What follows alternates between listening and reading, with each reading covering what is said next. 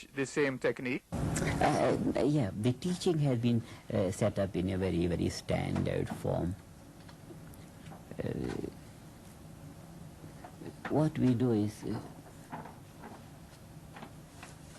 actual practice involves thinking of a word devoid of meaning. We don't know the meaning, we don't try to know the meaning. And the principle is that if we know the meaning, then meaning is a static thing. If we say pencil, pencil, someone who doesn't know what pencil means in English, he just hears the sound pencil. And someone who knows the pencil, the meaning is static. The sound changes in its pitch. It could be loud sound, it could be low sound, low sound. So, and the meaning is the same at every pitch, high or low. So, if the mind is on the meaning, then there is no chance of refining the meaning. If the mind is not on the meaning, then there is a chance of refining the sound.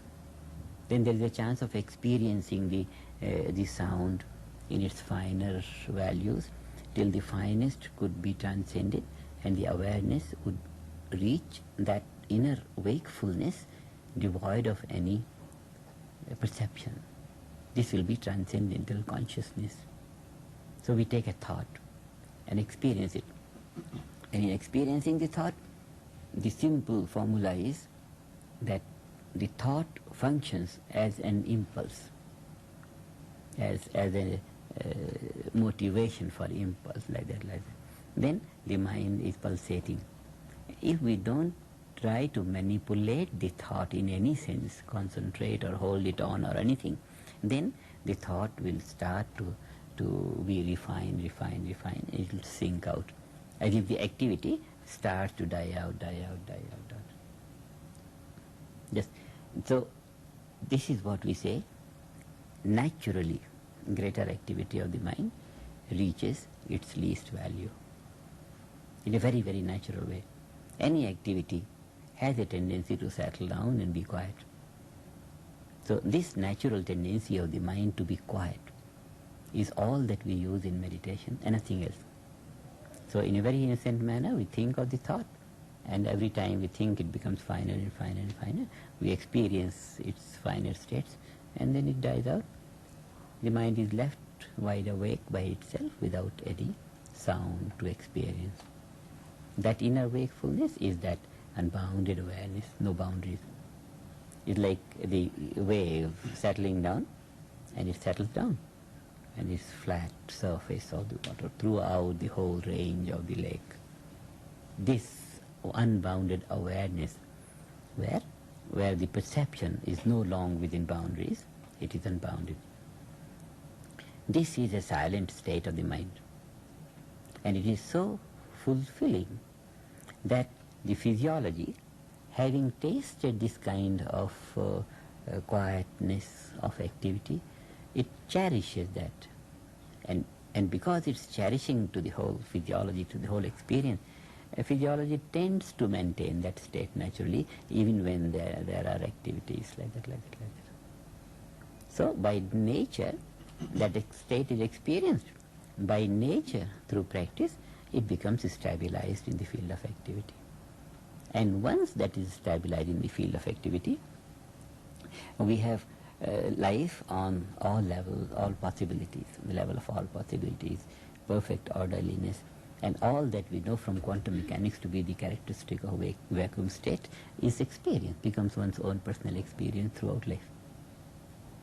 That kind of life we want to generate. What one has to have a teacher. One cannot just by reading. No, by reading it's very difficult. Because to have that effortless thinking, one needs a little verification from the teacher a few times, 2, 3, 4 times, and then one knows what it means to have a thought without effort. Just that experience. And then in the process of teaching, in the procedure of teaching, we have laid out 3 days of checking that one experiences, and then the next day the teacher tells him certain things which by experience of years of teaching we have established that these are the points which the beginner must know the first day. Now the second day experience is, these are the points which the beginner must know as an explanation of his 2 days experience. Experiences are very subtle. In this case, the experiences are fading of the experiences.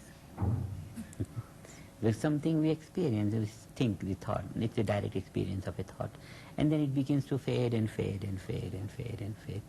So the disappearing of the experiences, first day, second day, third day, every day it becomes a little clearer what this means, a little bit clearer.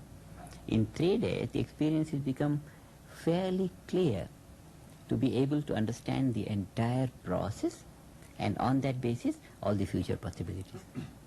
So 3 days of checking is a vital aspect of the beginning of the process. The whole thing is very simple. There's nothing of any complication or anything. Absolute natural process.